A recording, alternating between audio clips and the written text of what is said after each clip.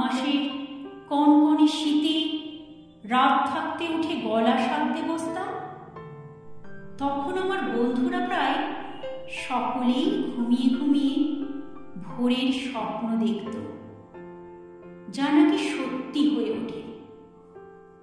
আমি তানসারগামের ওঠা পড়ায় বুঁদ হয়ে থাকতাম। তখন স্বপ্ন টপ্ন দেখা হতো না।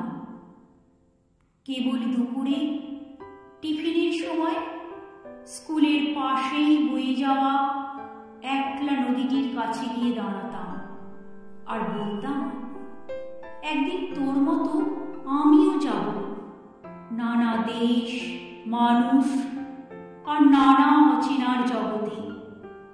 দেখিস একদিন ঠিক যাব। পুজোর সময় বন্ধুরা দল বেঁধে ফুচকা খেত, ডাকলেও আমি সে দলে ভিড়িনি। গলার যত্ন। উঁচু ক্লাসে অনেকের বই খাতার ফাঁজে যখন সিনেমার ছবি, তখন আমার ব্যাকরণ খাতার পিছন মলাটে দরবারের নতুন তান লেখা।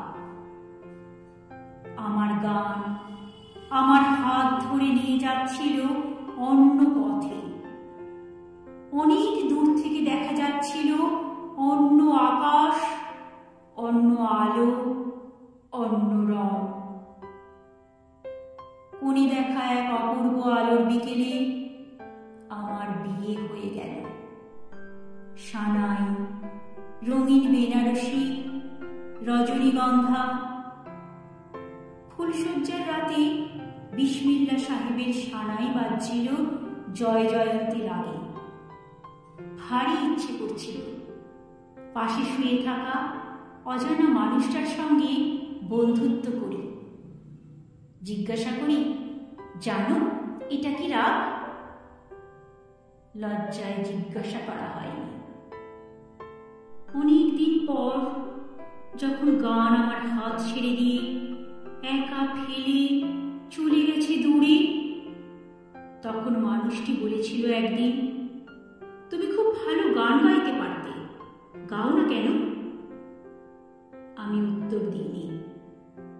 বিছানায় ঘুমিয়ে থাকা নিষ্পাপ এক শিশুর মুখের দিকে তাকিয়েছিলাম অবলক। আমাদের মেয়েকে গান শেখাবো বড় হলে, কেমন? আমি চিৎকার করে উঠলাম, না। চিৎকারে ঘুম ভেঙে কাঁদতে লাগলো ছোট্ট মেয়ে। চিৎকারে অবাক হয়ে থমকে রইল আমার স্বামীর চোখ। আমি খুব নিচু স্বরে বললাম, না।